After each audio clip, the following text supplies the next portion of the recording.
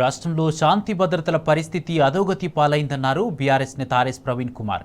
కేసీఆర్ హయాంలో మహిళల రక్షణకు అనేక కార్యక్రమాలు చేపట్టామని తెలిపారు. కానీ ప్రస్తుత రేవంత్ పాలనలో రాష్ట్రంలో మహిళలకు రక్షణ కరువైందన్నారు. గత వారం రోజుల్లోనే తెలంగాణలో 4 మహిళలపై అత్యాచారాలు జరిగాయని తెలిపారు. మహిళల రక్షణ గురించి ఒక్క రివ్యూ కూడా చేయలేదని స్పష్టం చేశారు. కొనతం గారి మీదనే కాదు, మన్నే క్రిషాంక్ గారి మీద, మరెందరో సోషల్ మీడియా యాక్టివిస్టుల మీద ఎడాపెడా అన్నీ కూడా ఫేక్ కేసులు, అధికారం ఉందని చెప్పేసి ఫేక్ కేసులు ఎడాపెడా పెడుతున్నారు. దీన్ని పూర్తిగా మేము ఖండిస్తున్నాం.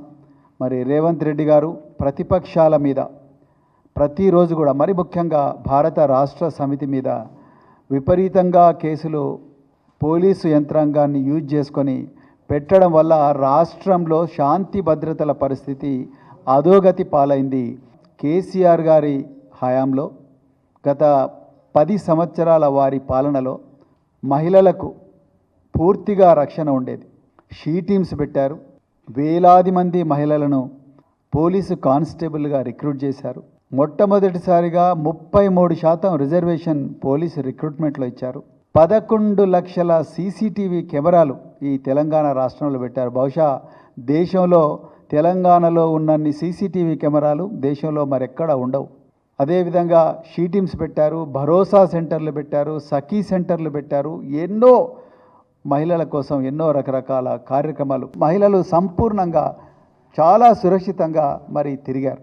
గత వారం రోజుల్లోనే తెలంగాణ రాష్ట్రంలో 4 మహిళల మీద అత్యాచారాలైనాయి. ఇది చాలా ఆందోళన కలిగించే విషయం. నేరాన్ని ఎందుకు మీరు ప్రివెంట్ చేయలేకపోయారు? ఎందుకు వారం రోజుల్లోనే 4 మహిళల మీద అత్యాచారం జరిగితే ఇంకా మహిళలకు రక్షణ ఎక్కడున్నది? ఈ పోలీసు శాఖకు అధిపతి సాక్షాత్తు ముఖ్యమంత్రే. రేవంత్ రెడ్డి గారే సీఎం. శాంతి భద్రతలు జనరల్గా వారి కిందకే వస్తాయి.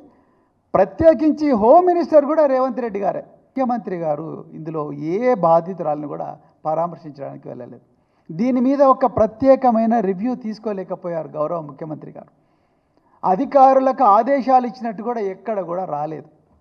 మహిళల రక్షణ గురించి ముఖ్యమంత్రి గారు మీటింగులు పెట్టిన దాఖలాలు లేవు. ఉంటే గౌరవ ముఖ్యమంత్రి గారిని మేము బీఆర్ఎస్ పార్టీ తరఫున కోరుతున్నాం, బయట పెట్టండి రికార్డ్స్.